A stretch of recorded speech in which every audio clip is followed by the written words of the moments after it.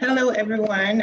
Thank you so much, Isaac. My name is Monia Ilunga. I am the Community Voices Coordinator with Crystal Stairs.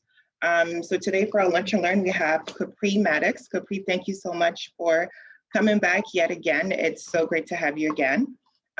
Capri is so first we're going to start with a quick overview of the CV program. The CV program has been around for 15 years, we're now 16.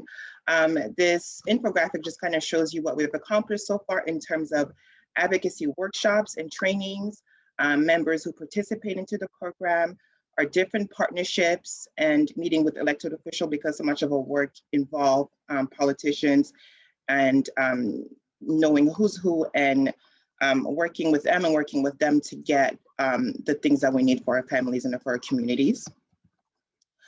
This is some of the highlights we do in terms of CV. We aim to educate, advocate, and empower. So some of these pictures are different CV members advocating for their families and their children. This picture over here kind of shows different CV kids visiting an elected officials.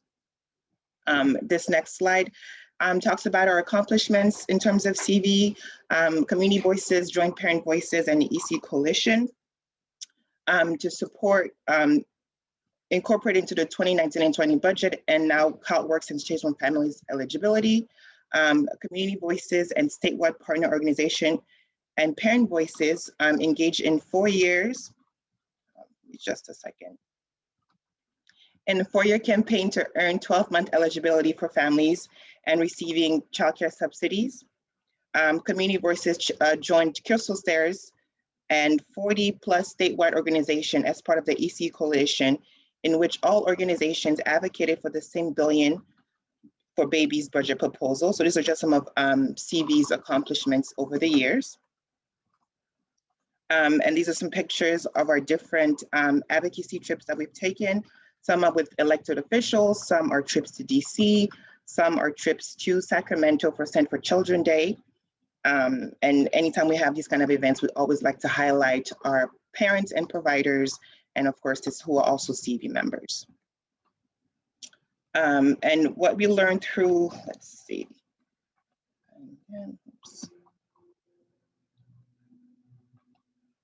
All right, so for today, we're going to have Capri Maddox, who is the Executive Director for Los Angeles Department of Civil and Human Rights and Equity. She was appointed by Mayor Garcetti back in February 2020. The goal of the department is to address systemic racism and bias in the areas of commerce, education, employment, and housing. Ms. Maddox has quite an established career. I won't go through all the details. She does hold a degree from Cal State LA in criminal justice and public administration. And she also went to Pepperdine for her law degree. Capri, again, thank you so much for coming back. We'd just like to take some time to kind of discuss the different equity efforts within LA City, and definitely discuss vaccine equity within the city as well. So I'll let you take it away from here. I'll stop sharing my screen so that you can share your screen. All right. Thank you so much, Monia. Very grateful for that kind, warm introduction. We are excited to be here with the Crystal Stairs community and the Community Voices operation that you have here. When you think about advocacy, civic engagement, and just really leveling the playing field for our African American and Latino families, this is the work that we have to do. It's pivotal in enhancing the quality of life for our youth and for all of our families that reside here in Los Angeles. I love seeing the photos of your advocacy days. There's a saying that the old folks in my community use: a closed mouth don't get fed. So I think it's really important for us to be active, to be engaged, and to stand up and speak up for our families, particularly our children, because if we don't do it, we can't rely on anyone else to take that place. Again, as you noted, I'm the Executive Director of the Civil, Human Rights and Equity Department, also commonly known as LA Civil Rights. join today with my colleague here, Sheldon Cruz, who helps us with our youth empowerment programs. And I just want you to know that our department was created last year to investigate and resolve discrimination cases in the private sector as it relates to commerce, education, employment, and housing.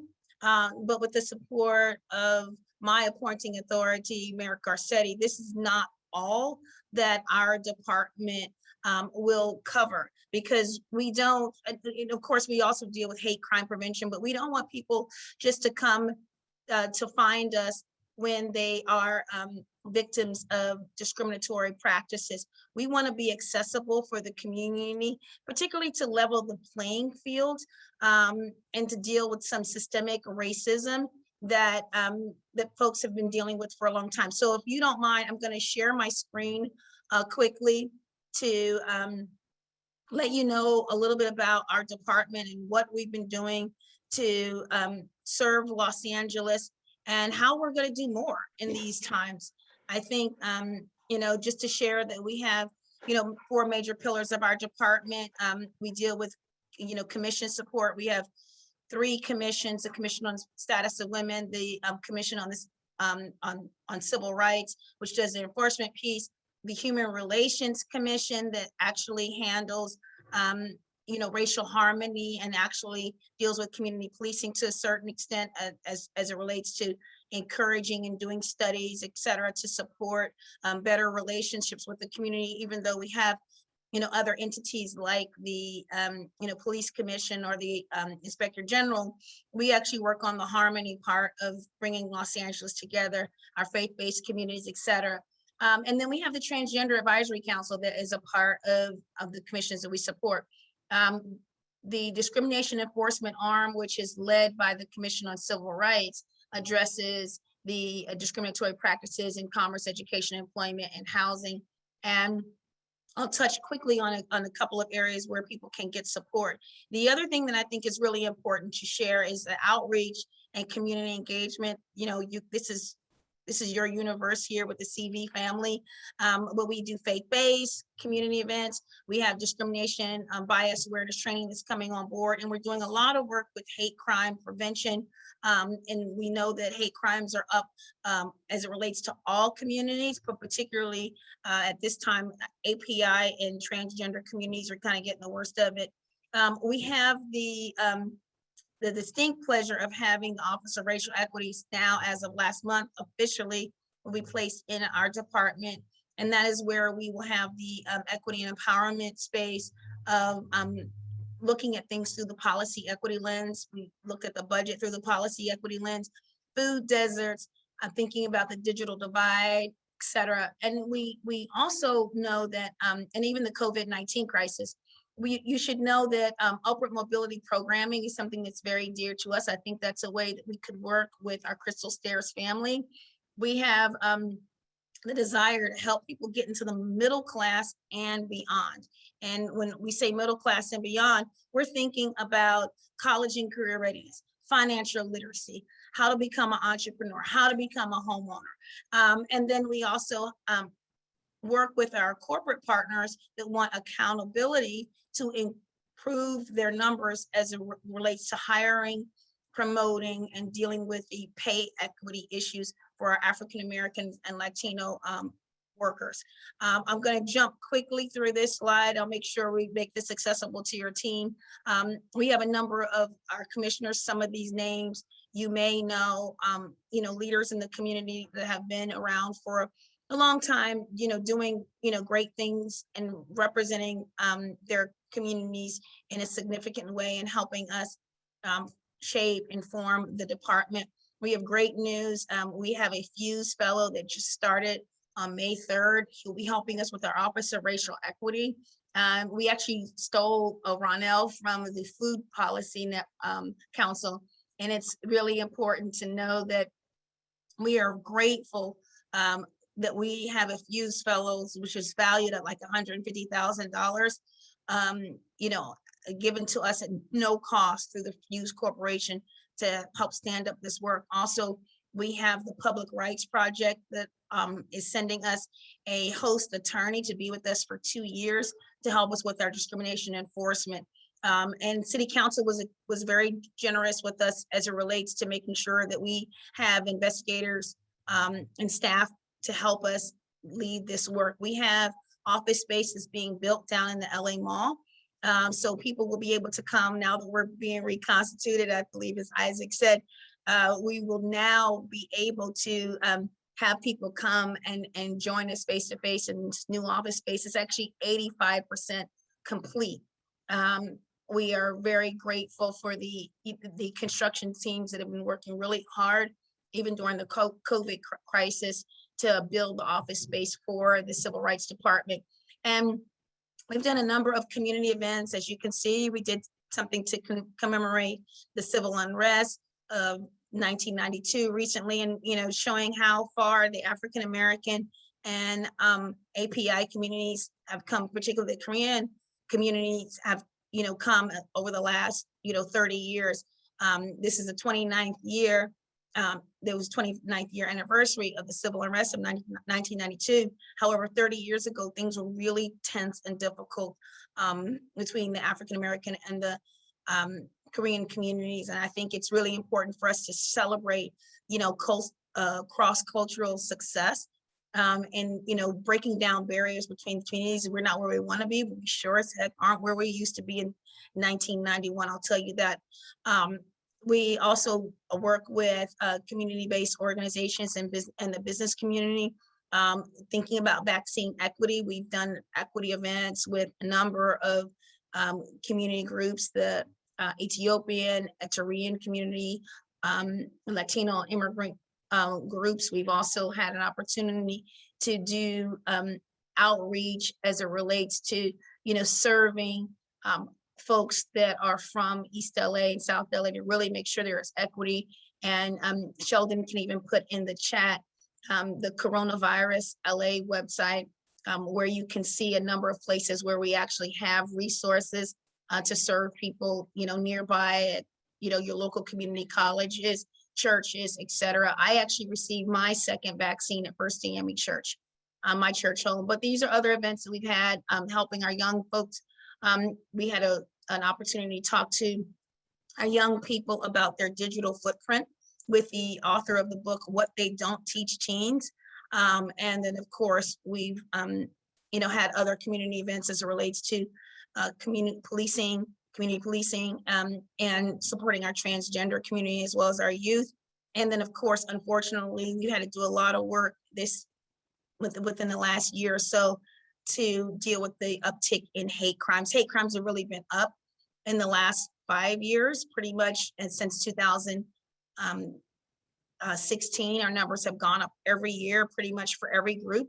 But those particularly hard hit were the API as well as the transgender community.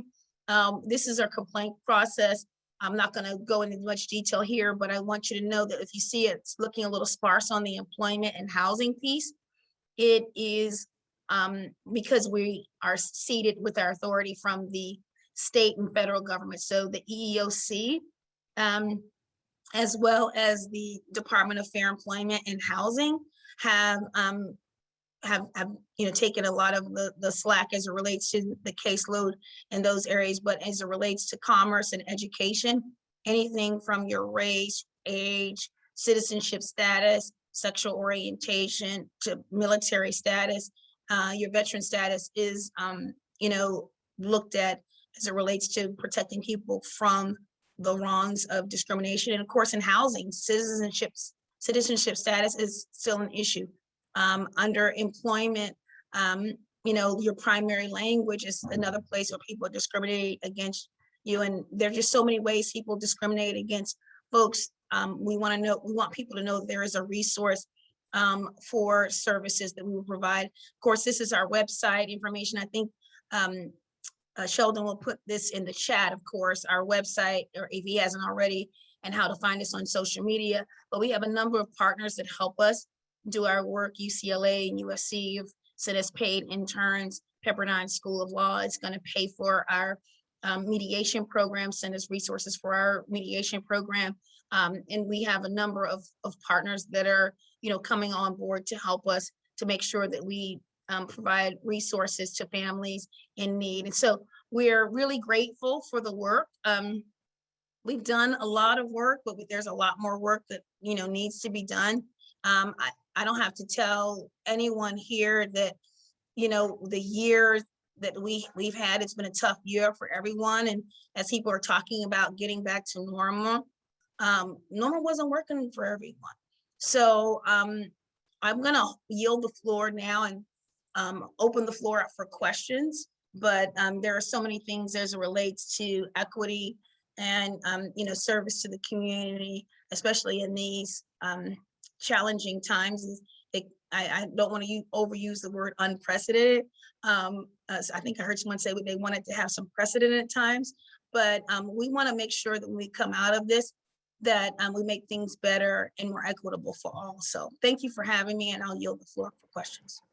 Thank you so much, Capri. We did prepare some questions, and I think Isaac is monitoring the questions in the chat for me. So he'll let me know as they come in. And then I think we'll hold questions for the audience towards the end and kind of have a discussion. I think one of my first questions was to ask, where was the department then when it was established, and where are you guys now in terms of equity efforts? Yes, so, Monia, it's really great that our department was announced by Mayor Garcetti in February of 2020. A lot of people think we were a response to, the George Floyd murder. And we actually were formally established and, created by City Council, and the mayor, signed us in the books as of December 1st of 2020. And our discrimination enforcement arm will be launching later this year. It's the first time the city has ever done anything like this. And I don't want to, belabor the point, but the fact that we needed an LA Civil Rights Department in the city of Los Angeles, California, United States in 2020, like I would have never believed that we would need to open and create something in 2020 to deal with civil rights here in Los Angeles. But unfortunately, we are where we are. And we have actually a number of arms. As you can see, our outreach and community engagement arms are working. Our commission support, we're working with all of our commissions to do outreach and education, particularly as it relates to hate crimes. In our equity work, we're making sure that we have events to support and making sure that we have equity in the communities. Working with the Renew program, we have about 20 companies that have signed on, like Ernst & Young, Morgan Stanley, Universal Music, that signed on to increase the number of African-American and Latino hires by 2025. So they're already in the queue with the pledge. The Annenberg Foundation, by the way, is helping to fund that effort in a substantial way. We have received funding for our discrimination enforcement arm. We have, the ability, we're, like I said, 85% through our construction on the office space that we'll have. And it's not just office space for the staff. We are building a community center. It will be the John Lewis, you guys are one of the first here, it will be the John Lewis Conference Center that will have room for about 40 to 60 people max to use as a community center. It'll be in the downtown area, of course. So there's a lot that we're working on. We're not where we want to be, but we're not where we used to be, I'll tell you that much. And we are working on, dealing with some pressing needs as it relates to COVID-19 equity, our youth empowerment, making sure, again, we're working on our upward mobility, addressing hate crimes. You'll see a lot of work from us in the next few weeks as it relates to a big hate crime PSA, public service announcement that'll be happening. You'll see them on the side of city assets. So we're moving forward as it relates to the COVID equity, our youth empowerment. Wanted to shout out Cruz, Mr. Sheldon Cruz, who's on the line with us for hosting an event, the NFL Network. He had an opportunity to lead an event to bring the NFL Network to meet with LAUSD students, and Google helped us send meals to all the students to actually break bread, even though it was virtual. They had a meal to eat while they were talking to the folks from the NFL Network about their various career paths. And then, of course, the What They Don't Teach Teens effort really helped us work with our young folks on how to watch their digital footprint while they're, navigating, their teenage years. Thank you. And our next question is, I know you mentioned COVID as a pressing need. What are some other pressing needs that the department is currently working on or is attempting to tackle, as there seem to be so many? Yes. So, and as it relates to the COVID crisis, we definitely know that people says COVID hit all of us, but it didn't hurt all of us equally. And I've been proud to serve as the city's COVID equity officer and to push for COVID testing and the vaccine. And if there are folks on the line that haven't had the chance to get their vaccine yet, I strongly encourage that you get it. Again, I received my vaccine at First AME Church, my second dose, and we're making sure that we have resources that are in the community, and of course, vaccine drives. And still, even though we're getting to the point where we may not need masks everywhere very soon, we've done a number of, millions of PPE donations have dropped into the city to support our workers. And I just wanted to give a special shout out before I just left the issue of COVID to thank our workers. We have so many essential workers that are on this call. And I just want to thank you from the bottom of our hearts for all that you did and all that you sacrificed. I mean, going to work every day, not knowing, how you be feeling the next morning, truly makes you a hero. So we appreciate that. And then the other things that I would like to just share is the youth empowerment space. Again, engaging our young people. And then the last thing I think is really important to just highlight is the fact that hate crimes are like really, high, and I don't want to harp on it, but we're talking, just the numbers just are soaring and it's not getting better. And I'm really concerned for our younger folks. I'm a mother of a middle schooler, and he had someone Zoom bomb his class in the early days of the COVID crisis with hate speech, the N-word. The teacher was able to get rid of the actual person that joined the meeting, but the hate speech that they put in the chat, she couldn't get rid of it. So our kids were just subjected to that. And of course, we know the hate crimes that are happening to our elders, particularly again from the API community, our transgender community, et cetera. So we have a hate crime prevention campaign that you'll be seeing on buses, sanitation vehicles, et cetera, coming soon. And we are very grateful for our comms director for really leading that effort. Thank you for that. And I think I have one question from the chat. Let me pull it up.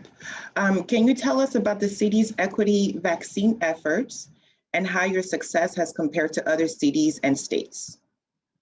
Yes, and I'm really, grateful for that question. Of course, that the city of Los Angeles and Los Angeles County, I just saw I think a notification that Orange County is going to a different tier as it relates to, I think they're going into the orange tier, and the fact that we are so much, we're so far ahead of them in the process. We really leaned in, and special credit to our mayor. Just as I shouted out the essential workers that really stood up for us, I think it is really important to know that we don't have a public health department in the city of Los Angeles, right? But did you see, and I want you to know, because I'll say this because he's not here. I really feel like the mayor saved a lot of lives, and probably my own, because in shutting down the city and responding as quickly as we did, he saved lives, and starting up the testing, and making sure that we had the vaccine sites available, I think was, super important.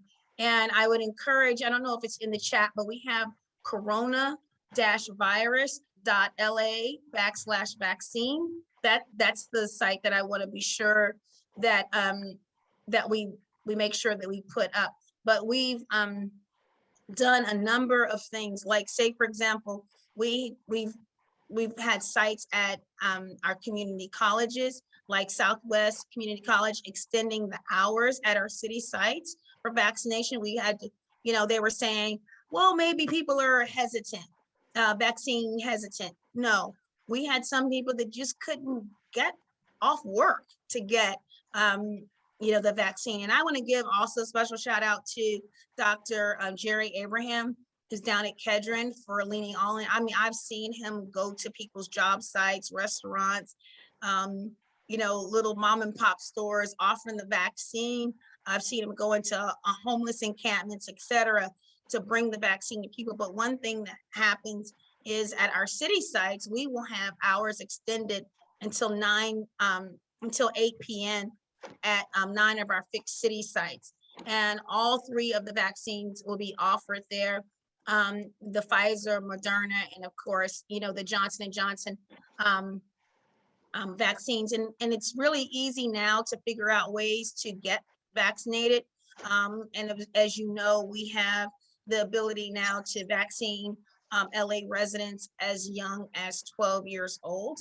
And those are decisions that we have a lot of parents on the call here, but those are decisions that, every parent will have to make for themselves.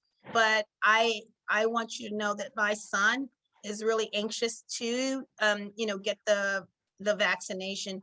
And we have a number of places here in Los Angeles that can offer it. And I can give you a list of a couple of the sites, just so that people won't be forced to have to go to the website. I just want you to know that my beloved Cal State LA still has walk-up places, USC, Lincoln Park, San Fernando Park, Pierce College, Southwest College, where my husband taught for about 16 years.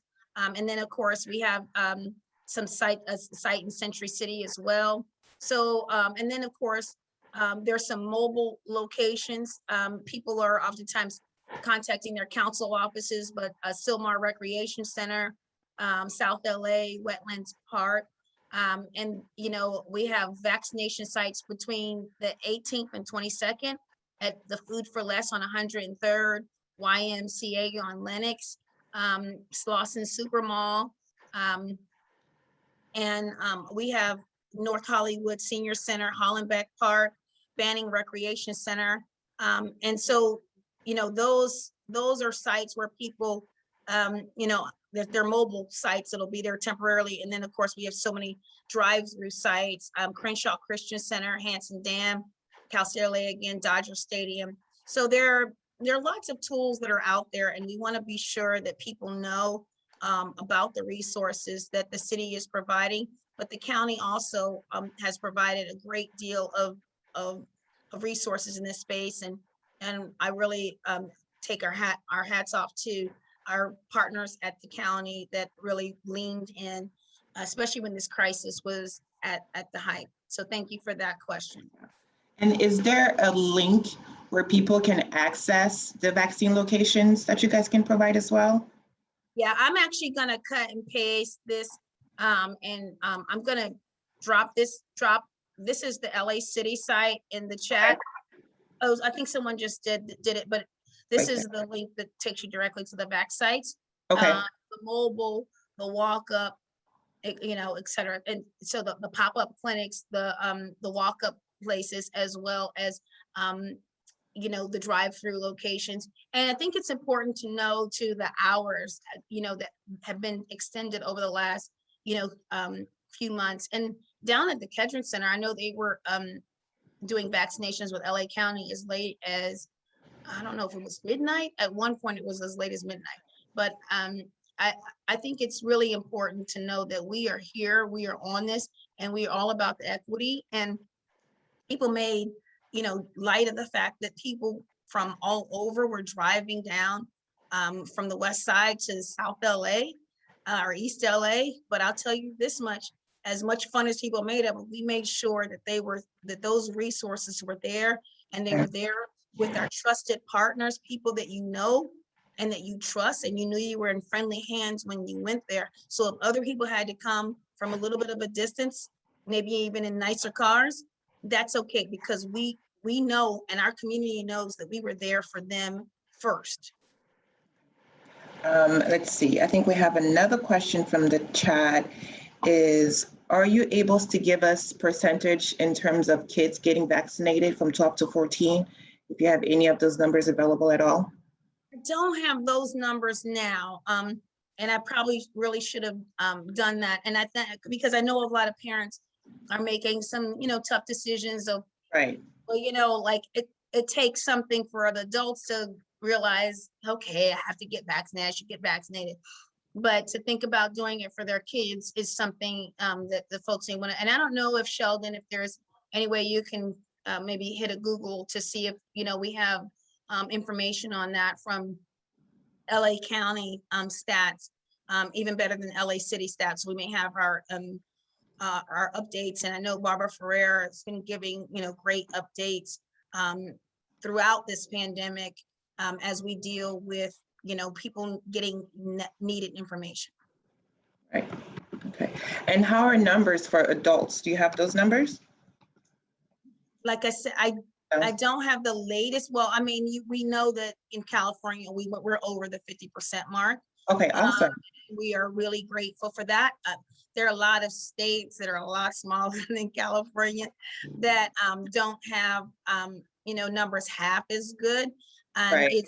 And like I said, every day numbers change, and I want to give you like the best and freshest information, but we are really grateful. And that's really why we're coming out of this crisis so much faster and so much better than other states. I mean, we've had nurses say that they're worried about another surge, and, people are taking off their mask, and, they weren't really wearing masks or taking a lot of precautions anyway. And now some people aren't vaccinated and they're walking around without masks. No mask. So that's and quite frankly, the decision for me to decide to get my son vaccinated really bent on the fact that, well, if a lot of people aren't wearing masks now, or won't, we still have the mask mandate on the books for about another month or so, but I think it is really important. In LA County we do, but I think it's really important to know that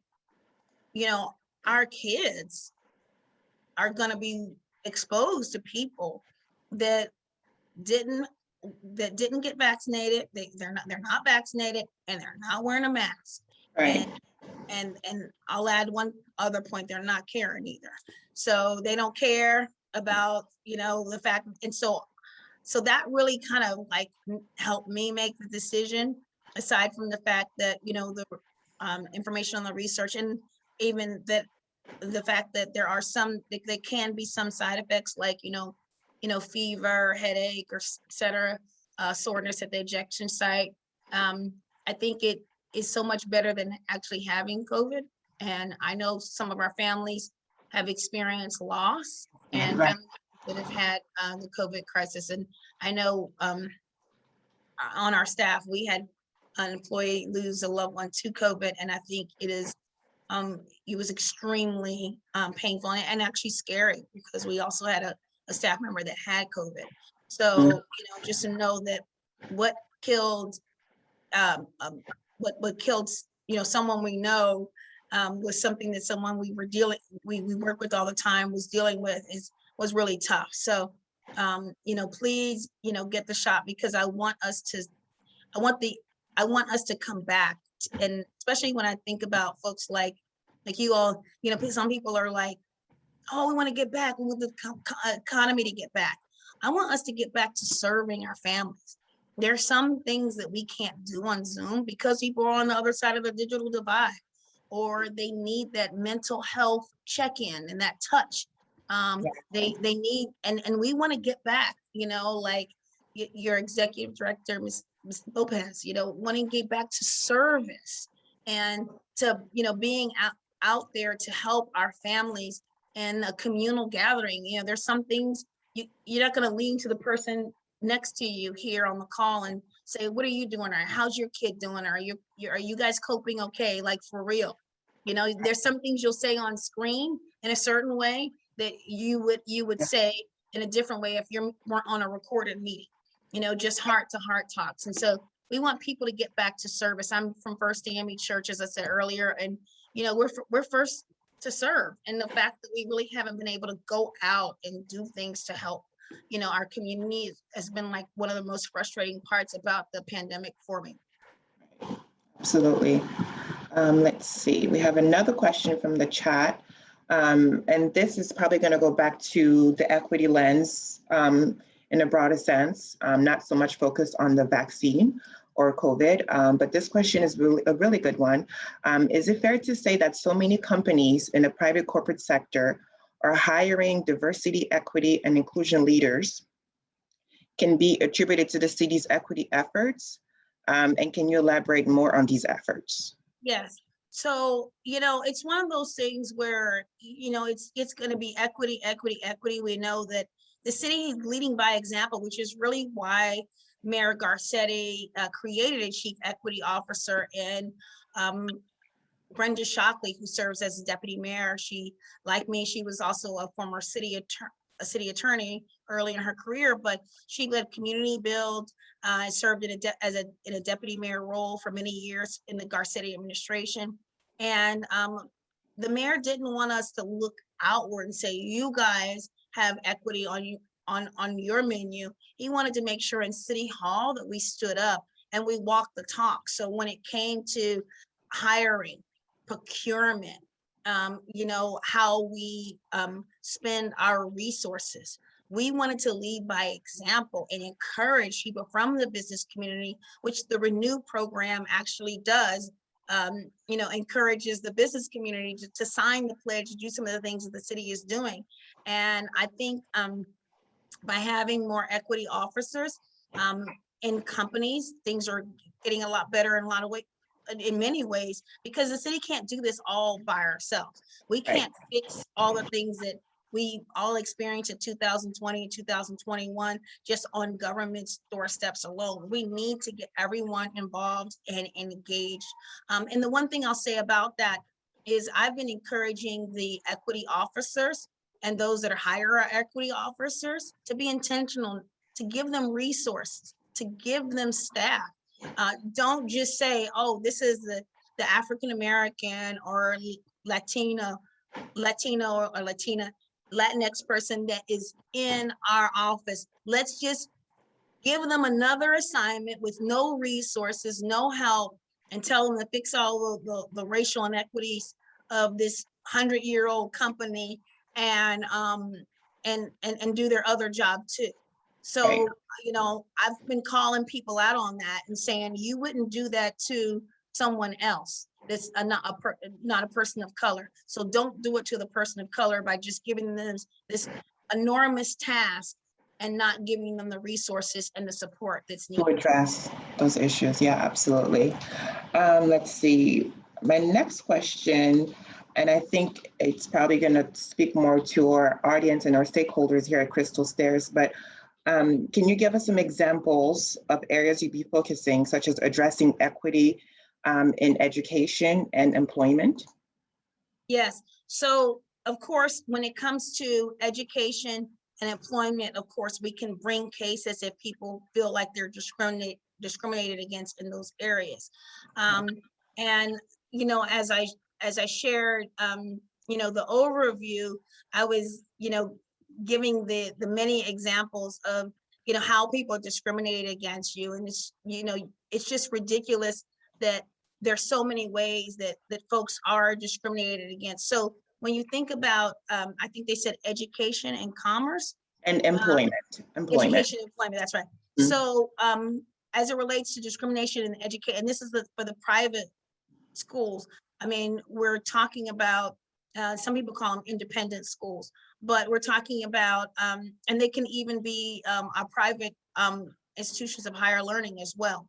but, discriminatory practices on race, your ethnicity, your age, citizenship status, gender identity, gender expression, sexual orientation, disability, medical condition, genetic information, your marital status, your partnership status, employment status, income status, military status, or veteran status.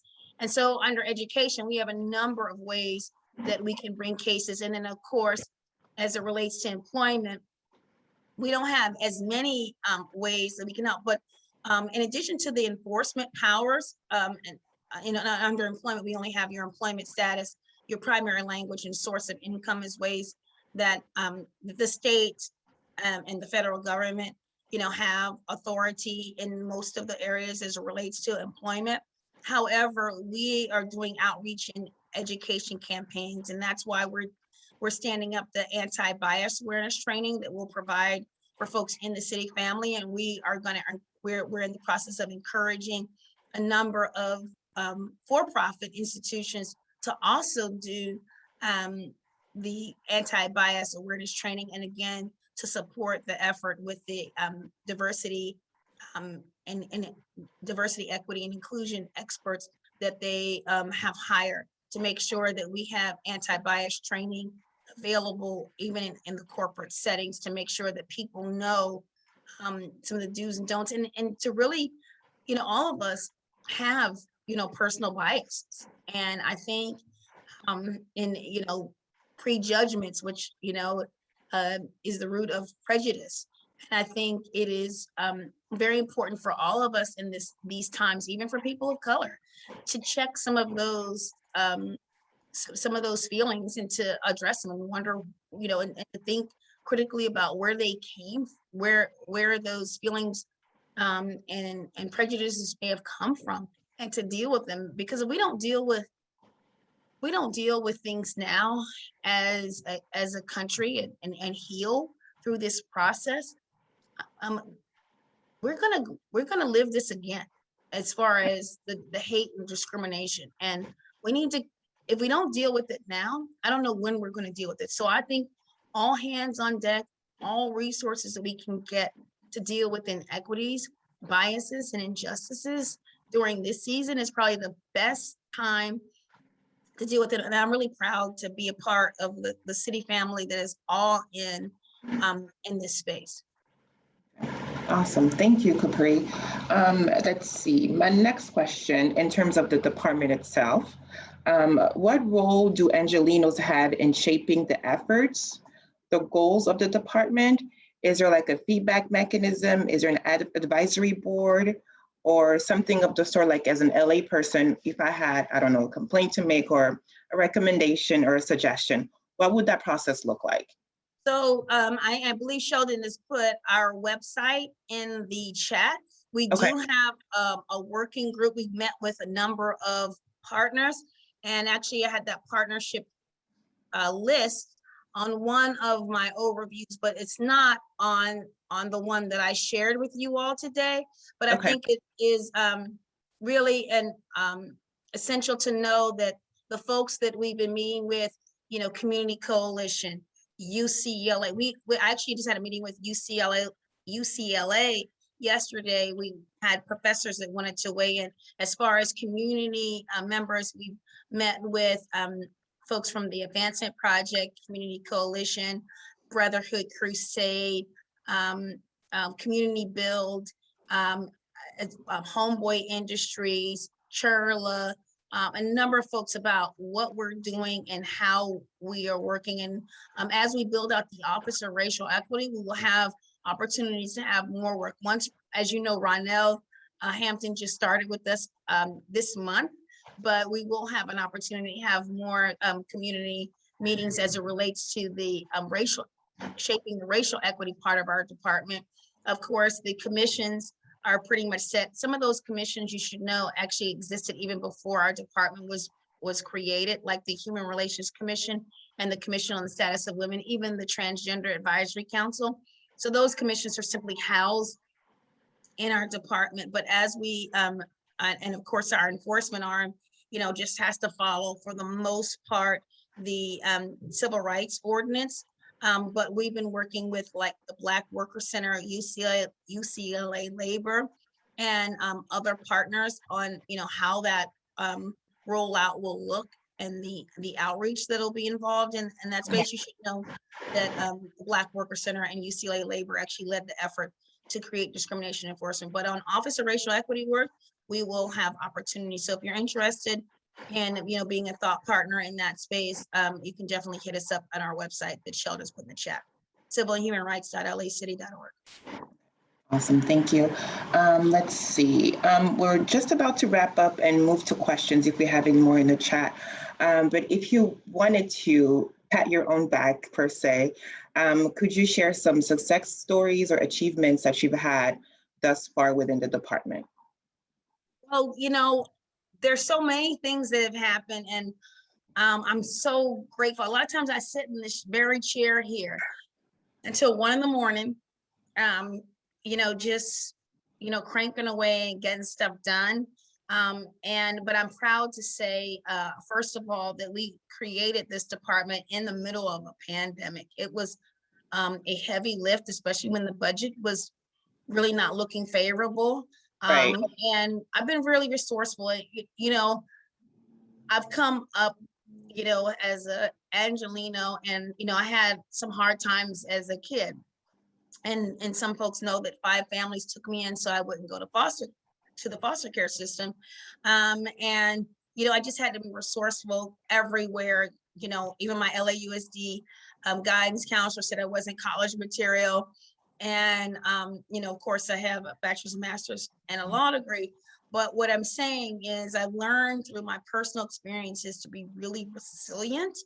And the fact that, Google gave us resources to help us with community outreach needs. Like, say, for example, when I needed resources to buy books for the kids that participated in the Real Talk LA conversation and send them to them, I had those resources.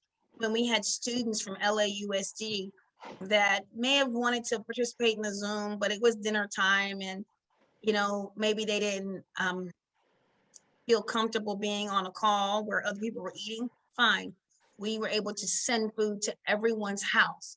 And so we had resources from Google. We've been successful to get a Fuse Fellow to help us lead and create the Office of Racial Equity. We've been successful to have a Public Rights Project Fellow. We're gonna have an attorney in a grant-funded position, partial grant-funded position, to be with us for 2 years to serve people in need. So I'm really, in even building the space for us to have a place where people can come and get help, walk in. Of course, now we can do things on by the telephone or by Zoom, etc. But I think it is important to have a safe space where people can have healing centers. The other thing that I'll say is the mayor's office, as well as city council, will task us most likely to lead healing centers, peace and healing centers here in Los Angeles. That's going to be a $2 million investment, roughly we're still in the budget process, but roughly about a $2 million investment. By the 20th, we'll know what the numbers are. And there's approximately about $10 million on the table for a participatory budget process. And that will allow community-based organizations to receive resources in a participatory budget process where the community will say, these are the needs. These are the resources that we need for our community for such a time as this. And for us to be able to rank, that application process to give resources. So regardless of how it goes, how the process works out, we know that we will have millions of dollars that are going to be hitting the streets to support our community-based organizations, to support our residents in a substantial way. Because like I said, government can't do it all here. So yeah, and of course our vaccine equity work and some of the things we're doing with the youth. So we are very grateful to try to make LA heal. There's a group called Make LA Whole, but we want to help heal LA, and we want people to feel whole when they're here, because Los Angeles is beautiful because of our diversity and the beautiful mosaic of the rest. Right. Yeah. Awesome. Thank you for that. Last question. I think we'll have to wrap up then. Let me just double check the chat. Isaac, do we have anything in the chat? I don't see. Pretty quiet. Answer to a previous question, but my numbers are old. On populations that have received the vaccine, this information is from the 20th of last month, so it's about a month old. Okay. But just in thinking about the percentages, and sometimes our percentages pretty much stay the same on race and ethnicity as it relates to people who receive the COVID vaccinations. Again, this is from about a month ago, but 49% of our Native American population, 54% of our Asian community, and about 25% of our African American community, and 30% of our Latinx community, and our Hawaiian, Native Hawaiian Pacific Islander community.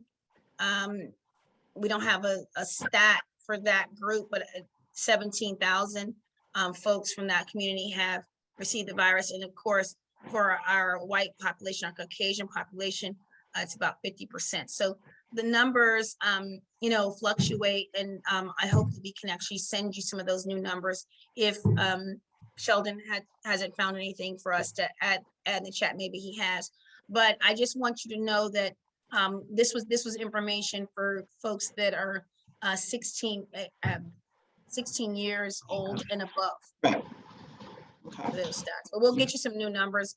I went to law school because I was bad at math, and so I've seen the numbers come and go, and I've been really pleased. And I know whenever I see a number, I'm thinking we need to do better. But I want to make sure that we get you all some of the latest numbers. And by the way, I saw some things in the chat, and I can't capture them all. So if there is a way for us to capture that information, I'd really appreciate that. And folks know that they can reach us on our website, maybe cut and paste those same questions into our website for us to follow up on. Definitely. Our Zoom guru here, Isaac, will take care of that for us. Thank you, Isaac. Let's see. I don't think we have any more questions. I wanted to, again, thank you so much for coming to speak with us. And if you had anything else to share, we're more than happy to hear. But yeah, thank you. All right, thank you so much for having me. Keep the faith and keep the fight, folks. Thank you, Capri. Bye. Thank you, everyone. Have a good afternoon. Before we go, I do want to just thank you all for joining us. If you are interested in learning more about Crystal Stairs or Community Voices, we'll put in Monia's email here in a second in the chat. Please reach out to us. We would love to give you information on how to become a Community Voices advocate and an ambassador. We love working with our communities and empowering each other to new heights. That's what Community Voice is about, to educate, empower, and advocate. So we thank you guys. I'm going to share on my screen here a little social media here. You guys can follow us on Facebook, Instagram, and Twitter, or reach us at crystalstairs.org. That's where all of our resources and information is going to be. Again, we thank you so much for joining us today. We truly appreciate the time that you took out of today when you could have done any number of things to enjoy your lunch with us. So you guys have a wonderful rest of your day. Goodbye, guys.